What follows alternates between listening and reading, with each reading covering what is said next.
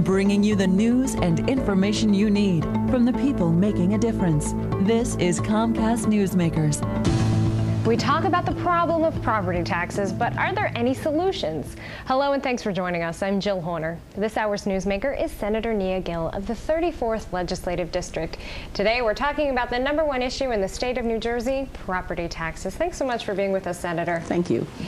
Property taxes are such a concern for many people in this state. Seniors who feel like they're being forced out of their homes because of property taxes, young people, those in the middle. Tell us what's being done. Well, for the last 2 years, I've had legislation in, and I have a number of co-sponsors calling for a special joint session of the legislature in order to deal with the issue of property taxes. And the reason I think this is important is because the public must know what we are doing in this regard. We have to be able to keep down spending, and if it is necessary to have other enhancements, to at least let the public know this is what is happening, this is how we are going to attempt to deal with it. It may be, statistically, that we cannot get property taxes down, but it may be that we can stabilize property taxes.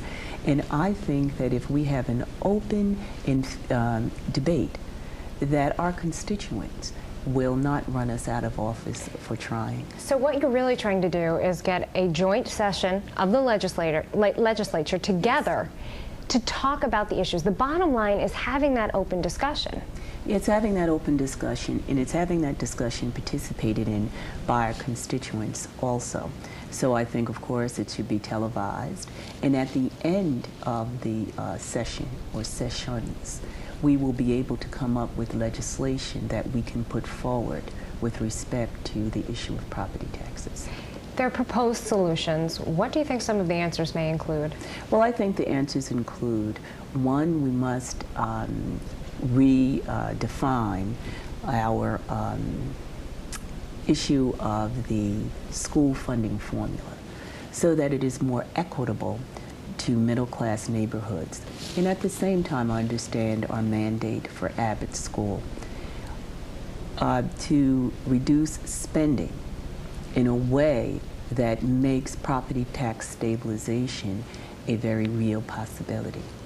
That's part of the solution. Other people have other ideas. You're willing to compromise? Politics, they tell me, is the art of compromise. And so, yes, I think we should all be there forcefully advocating so we can come to a consensus and a compromise that it may not please everyone, but of course it will address the fundamental inequity in our present system of taxation. What are you hearing from your constituents about property taxes? What do they tell you? What do they want done? Well, you know, in fact, I have engaged my constituents by sending out information and asking them to respond. And my constituents, I represent people in Glen Ridge and Montclair and East Orange and West Patterson and Clifton.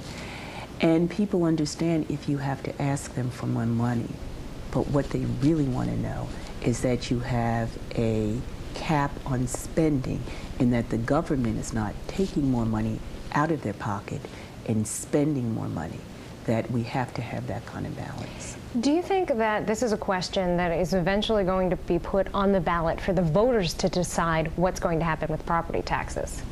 Well, you know, the legislation that I have does not preclude that.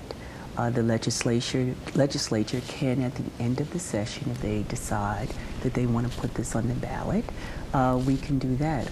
Or we can actually decide that we will follow our constitutional mandate and we will make the decision and stand before the people for re-election.